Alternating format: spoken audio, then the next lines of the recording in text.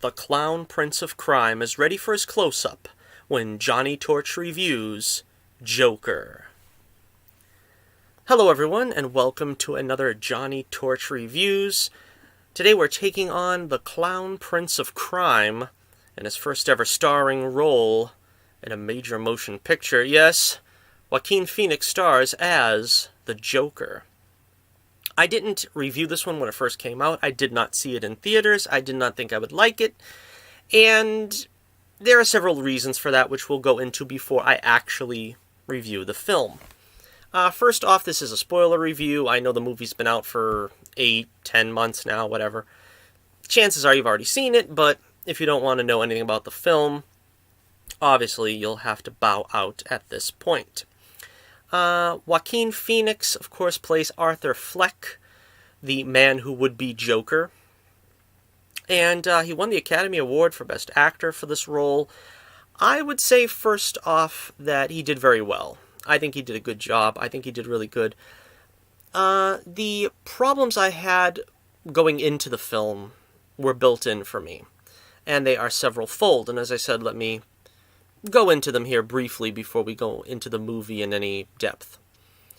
First off, I am not particularly fond of taking what I consider children's characters and making R-rated movies out of them. I protested when they did it with Logan. I protested when they did it with Harley Quinn.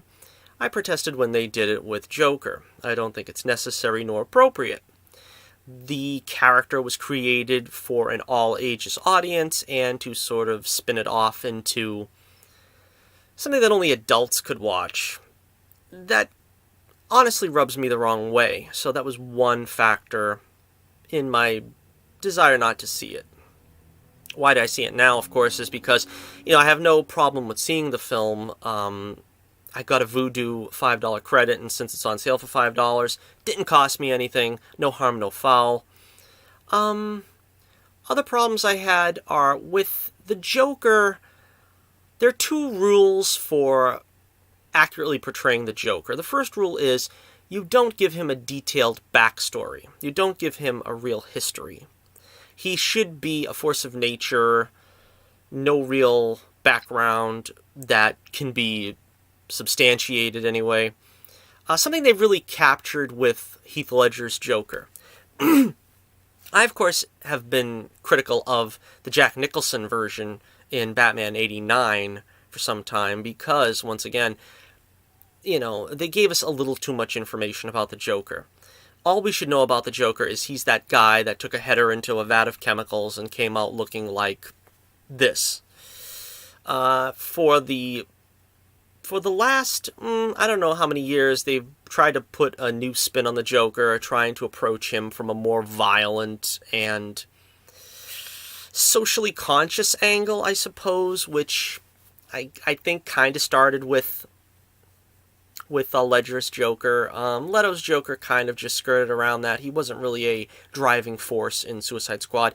But of course here they're also trying to tap back into that kind of potential for the character. And finally, I don't really think the Joker should come across as sympathetic. I don't think you should sympathize with the Joker. He is, for all intents and purposes, pure evil. And of course, when you give him the sob story, when you give him the sad background, you can't help but kind of take the edge off him where he's not entirely evil and his motivations are not entirely, heinous. You kind of take something off the character. He's not a character with those kind of layers. He doesn't have a reachable soul in one respect. One can argue how far they took him being sympathetic in this film. We'll get to that in a few minutes. So let's start off with the film from that point is where I'm going into this film. It wasn't really going to be my cup of tea to begin with, so if you're expecting me to give the film 5 stars right off the bat and just go along with the rest of the crowd and applaud with all the accolades it's received, I'm probably not going to satisfy you in that respect. But As a film, it is a very competently made film. It is a very quality film, is the term I used on Twitter when I gave my initial thoughts. It's a quality film. It's well constructed, great cinematography. I didn't like the music. It seemed to me like they tried to take that violin motif that Heath Ledger's Joker had, and they kind of tried to stretch it to an unyielding point, and I didn't like that. The look of the Joker, the makeup, of course, is not exactly the same as the DC Comics character, but that's kind of where we are with this film. This is not exactly the DC Comics Joker. And I think it's a double-edged sword. On the one hand, someone like me that's a purist doesn't really want to see the Joker portrayed, as I said, in this manner where you're giving him a backstory. You're giving him a set origin. And this is a period piece as well. This is set in, I believe, the early 80s, possibly the late 70s. I don't think they actually give a date, a timeline here. One of my favorite, probably my favorite Scorsese film is King of Comedy. And I'd heard that this is in that vein. So I was kind of hopeful that it'd, tap into some of that. And it does. It starts off as a very somber process. Like, we have to get through the world pretty much treating Arthur like garbage. He gets beat up. His therapist doesn't particularly care about him, it doesn't seem. She's sort of just doing it because it's her job. And that was the toughest part for me to get through. I was kind of afraid it was going to be a slog like that through the whole movie. Fortunately, the first act is the only one that's kind of hard to get through. But then, halfway through the movie, when they do the Thomas Wayne reveal, that brings the film to a screeching halt as well. That is probably my least favorite aspect of the film, where Arthur's mother tells him that he's the son of Thomas Wayne, which he believes to be true, and he tries to find this out from Thomas Wayne. He ends up coming into contact with Bruce Wayne, which, again, this is an also problematic thing. This is another case where they're having the Joker much older than Bruce Wayne. Bruce Wayne is his usual 10-year-old self, but here Arthur is being generous. He's probably about 35. And, again, that's a strange timeline to try to paint the Joker. And it comes to fruition that with him trying to find out the truth, Thomas Wayne tells him the truth is that his mother is, mentally unstable, that Arthur himself is adopted, that he was the subject of abuse as a child, something that apparently he doesn't remember. And again, that kind of, once again, pushes the sob story element, and also it kind of sidetracks his progression. Now, the high point, when things start approaching, a pretty interesting clip, is when he loses his job because he brings a gun to the hospital where he's entertaining children, given to him by a coworker at the clown club there, where they're I don't know, working for a guy that's got a wholesale warehouse or something where it's going out of business. And again, some of it is not exactly true to life. It doesn't make a whole lot of sense. Like, for instance, Arthur loses the sign. He goes after the kids that steal the sign. They beat him up. They break the sign. And he sort of loses his job over it. It's kind of doesn't make a whole lot of sense. Why would the sign be so important if the place was going out of business? Things like that kind of are nitpicks, but they did kind of, when a film is trying so desperately to be taken seriously, some of these little things were pretty obvious. So, he loses his job and he gets on the subway, and of course he's accosted by three, they seem to be pretty well-to-do young businessman types.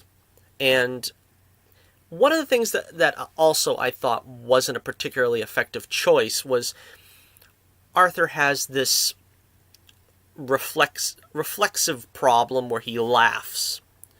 He laughs, at inopportune moments, out of nerves and just out of a condition. And it's actually very painful to watch because it seems like someone that's crying that's trying to mask it with laughter. Like, I don't want you to hear me cry, but I'll mask it by making it sound somewhat like I'm laughing. And I don't know, that's another thing that I didn't particularly like. I don't like to think that the Joker had some kind of subconscious problem where he had to laugh. The reason why the Joker works to me is that he finds things funny that nobody else would or should. And I think he gets taken to a place like that later on in the movie, so I'm not going to complain about that too much. But again, going into it, I kind of didn't like that concept at the beginning of the movie.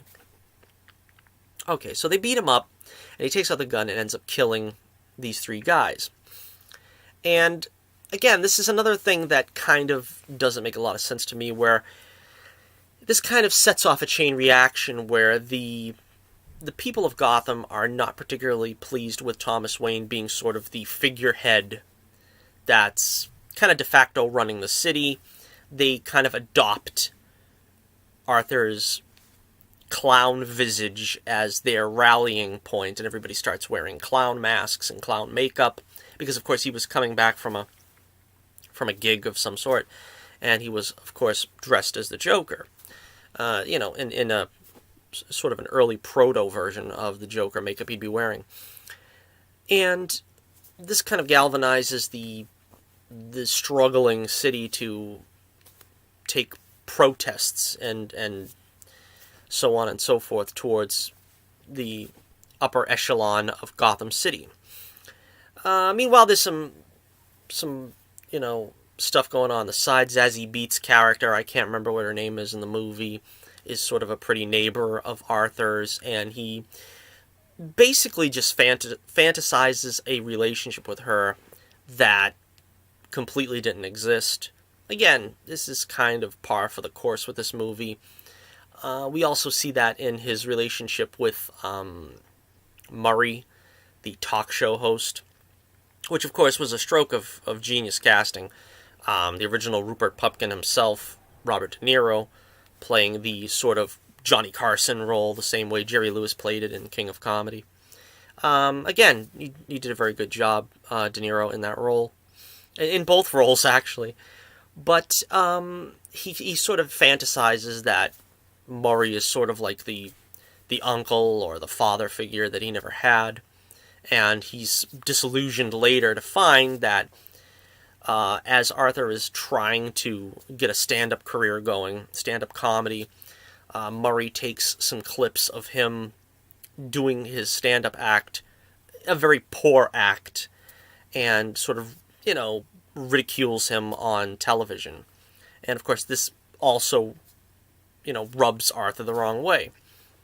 So with all these things coming into play, this was sort of the height of the movie to me, where we see the escalation, we see the building blocks of somebody that's having these kind of problems, and it escalates, and it takes it to another place, and then to another level, and then beyond. And that's where the movie was working. But then when the Thomas Wayne stuff came, I felt like we kind of slammed into a brick wall, and then we had to deal with Thomas Wayne instead of sort of just focusing on Arthur. That was pretty much the main problem. So, again, this is not going to be a very long review, but Arthur ends up getting the call to appear on Murray's show.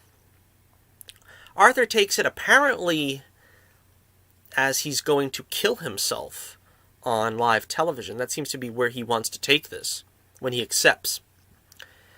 Along the way, the Thomas Wayne subplot is resolved, and he finds out all these terrible truths, and ends up killing his adoptive mother. Again, I don't know. I kind of felt that all that was unnecessary. I really didn't need that.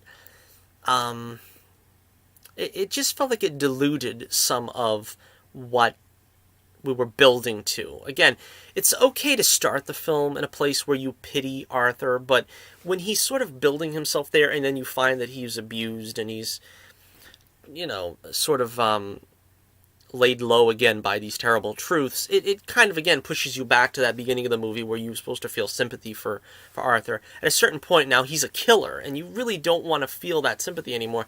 It's kind of a strange direction to push the film into. But then we have the two detectives who are sort of trying to follow up on the case of the killed businessman, and they're trying to get information out of Arthur. And it leads to a merry chase, so to speak. Kind of interesting. That's sort of what passes as the only real action scene, I suppose, of the film, apart from maybe the ending. Also, for a movie called The Joker, that's kind of the thing that also bugs me, is that there really isn't anything funny about the film. I mean, there are kind of a couple wry moments. The closest thing that came to an actual laugh is when we had some very dark comedy in the scene where Arthur kills the guy that gave him the gun in the first act. And it's really the only really violent scene. I mean, I can handle gunshots and this and that, but he basically tries to smash this guy's head open and stab him with the scissors. But that's the only, for someone squeamish, is the only scene that was kind of trying on the nerves. But the funny part, though, comes when the dwarf, who, is pretty funny and endearing in that scene, he's trying to leave, and Arthur sort of like toys with him for a moment and then lets him out by unlocking the door for him because he couldn't reach the door. Again, some like dark comedy. I think if the film had a few more moments like that in place of some of, like I said, some of the maudlin Thomas Wayne stuff, I think it would have been better. I think it certainly would have been better. This Joker, of course, chain smokes and dances erratically at various inopportune moments, apparently. And again, it's just sort of a weird, macabre feeling, trying to get a feeling on this depraved lunatic. You know what I mean? He really continues to fall from being something of a pitiable character to just some kind of crazed lunatic. And, it's pretty amusing. It's pretty amusing to see how they take him from one place to another. Alright, so the most, captivating scene, of course, is his finally getting on the Murray whatever show. And, he's called the Joker when Murray is making fun of him on the clips that he was showing. And so he asks to be called the Joker when he comes out, and pretty much admits to the murders because he's going to kill himself. But then, during the back and forth and the, verbal sparring he does with Murray, he finally sort of clicks into his Joker persona, and, or at least in as much of it as this film allows him to be, and kills Murray on live television. And that's kind of the message of the film, I suppose, which is you're leaving the mentally challenged out to dry, and society, as Arthur says, gets what they deserve when you do that, when you don't help the damaged and the needy, and you turn your back on them. And you even more atrociously sort of mock them and ridicule them and make them sport for amusement. That is the depravity of society. That's kind of what the message was. Now, my other main problem with the film, apart from what I've already discussed, is sort of how and again, I'm talking about the things that took me out of it. I mean, I don't think there would be verbal sparring on live air television if Arthur admitted to murder. You know what I mean? I don't think the guests would be sitting next to him still. I don't think the studio audience would still be sitting there. Again, that's the kind of stuff where you have to buy into it. And with a movie being this serious, I don't know if that really works. But again, to me, I can always buy into these things. If you want to say that's what they would do in this reality, then that's what they'll do. But again, that was kind of a challenging moment. I think the thing that reminded me the most of King of Comedy as well was the scene where Arthur is like rehearsing when he's going to be going on Murray's show, and he's like sitting opposite the television and trying to pretend he's answering questions from Murray and so on and so forth. That was pretty amusing as well. And the book ending of him sort of defeatedly walking up the stairs and then, triumphantly dancing down the stairs to Gary Glitter's Rock and Roll Part 2. Great song, by the way. It's again, charting the progress. Alright, so what is the other thing I didn't like? Well, so he's arrested and he's put in the cop car, and then there are these throngs of devotees, I suppose, that free him from police custody, and that's where you get sort of the famous scene where you must have seen it at this point, where he sort of spreads the blood from his mouth to a smile that we're used to seeing from the Joker and with his makeup, but he's doing it with his blood. And again, this was a difficult part for me to end the movie on, because you're basically, and the crowd is hailing him, you're basically saying that the Joker is a modern messiah. You're making him a figure of adoration. Now, it might be to lunatics and degenerates and so on and so forth, but again, this is part of the reason why I'm not sure a solo movie works for a villain. Because we really shouldn't feel that he deserves to be venerated like this, but then again, he is the protagonist of this movie. He is surviving against arguably worse people than him doing things to him, and then when he breaks out of that shell and starts becoming, as he says, werewolfing and striking back, he's still becoming the protagonist of the movie. He's not an antagonist, but he's still doing heinous things and terrible crimes, and even though he's driven to do it by certain factors in some cases, it still feels like we're accepting him, or accepting that. And I thought that was something that was, again, it didn't sit well with me. It left me with a very hollow feeling at the end of the movie. Now, there is a coda at the end that sort of is meant to alleviate some of that feeling, I think, which I think was probably the right thing to do. Also, before we get to the end of the movie, I want to throw in also that they do show the murder of the Waynes, and apparently the Waynes were killed with a guy. They were killed by a guy with a Joker mask on, and it was apparently for no real reason, although the famous pearl clutching scene was recreated. Apparently, it's just in sort of some semblance of revenge that people have against the wealthy and so forth. A concept that was probably done better in The Dark Knight Rises, to be quite honest. Like I said, I really didn't feel it coalescing here. That's another thing. They take great pains to point out that Arthur isn't wearing the makeup on Murray's show to be part of a political movement or something. But then again, if you have these, groups that are rioting and so forth, would you actually put him on your show in the riot style makeup, during these kind of conditions, particularly in the late 70s, early 80s? I don't know that people would do that, particularly back then.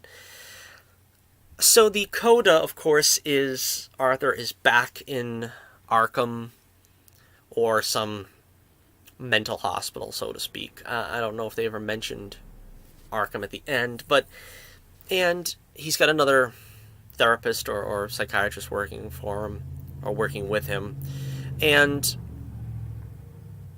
he laughs at his own joke that only he knows, and he thinks of the Waynes being dead, which is also kind of strange.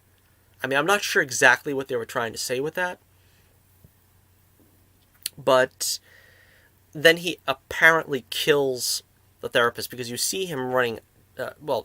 He's originally walking down the hall, leaving bloody footprints, and then he's seen running around, being chased down halls, apparently going to escape and continue his life as the Joker. So, again, that's kind of a light place to leave the movie, and I'm glad for that, because as I've always said, I don't like being left on a downer. And as I said, I think that this film ends in a very dark place, and a very hollow-feeling place. Has it changed my perspective, my perspective of it now that I've seen it? I think it could have been worse. I mean, I was expecting to not like it at all. Like I said, after the first 15 minutes, I was kind of feeling like, this is probably something that's going to be a chore to get through. No, there was some good performances, and I think that the problem is, I think if this film was called The Clown, or some permutation of The Clown, it would not be as widely heralded.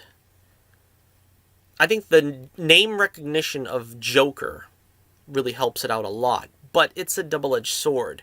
I think if it were just called The Clown, I would probably say, yeah, it was a good movie for what it was trying to be. As a Joker movie, again, I have to deduct some points off of it, even though it's, like I said, competently made. I'm glad I've seen it. I probably don't need to see it again, or certainly not multiple times. I mean, I'm not saying I'll never watch it again, but, I mean, as a standalone picture, it's fine. I don't really know that you can make sequels, in this Elseworlds type universe of Joker. Interesting, some music from the trailer particularly was good. The song from I'm always kind of blank on somebody's name, but Jimmy Durante. Jimmy Durante sings that song there from the trailer, Smile, which again was pretty fitting in it. And we had a couple songs from Frank Sinatra, That's Life, which seemed to work very well. Send in the Clowns, which again was kind of a somber way to end the movie. But, yeah, alright, so I'm sort of vacillating between giving it 2 stars and 1 star. 1 star is basically for films that I've seen once and I probably don't need to see again. It was good enough to watch the first time, and I didn't feel like I was wasting my time, and I didn't feel like I was, too cheated in the, in the puristness areas. And 2 is a little bit more generous. It's like I will probably watch it again a couple more times, and while there are some pretty bad lapses in comic book faithfulness, it's still a decent watch. And so I think in this case I'm going to go in the middle ground. I am going to say 1.5 stars out of 5. Again, that is not a terrible score by the criteria. I'm taking a half a star off for the, for the 2 reasons. Like I said, for the faithfulness to the comics, I don't really feel it. That's, I'm taking a half a point off for that. And also, like I said, it's not really the most pleasant movie. It's got a decent message and a good quality about it. It's made competently, but I'm going to give Joker 1.5 stars out of 5. So there you have it. The Clown Prince of Crime. I know it's probably an opinion that is not going to be shared by many. But, I call them as I see them. And as I said, you knew coming in that I had these kind of feelings about R-rated superhero movies. I wasn't the biggest fan of Logan. In fact, I probably liked Logan less than I like this, which is saying a lot, because I think there was more to gain with Logan. I think they lost a lot by what they did. Here, this was nothing ventured, nothing gained. It was not, you didn't lose anything by doing this movie. We still have the Joker in different areas. You can still make Jared Leto be the Joker in the DCEU. You could create a new Joker going forward, after maybe Flashpoint, introduce another new Joker. This is not going to hurt anything, or the timeline, or anything. Would I like to see Joaquin Phoenix return as the Joker, maybe playing a version of the Joker in a DCEU film? Possibly. I think it would be too attached to this origin. I wouldn't like that, but there's a good possibility that he could, play. I think the rumor now is, though, that Johnny Depp is being offered a role as the Joker in the new Batman franchise. I'm not sure how true that is, though. So, once again, thank you for joining me here for our Joker spoiler review. Leave your comments below in the comment section, and be sure you like, share, and subscribe if you're so inclined. And we do a show here every Saturday, a live show, a live broadcast on the only way to spend your Saturday here with us on the Johnnie Torch Live program. So, until next we meet, this is Johnnie Torch reminding you once again, keep the flame burning brightly, and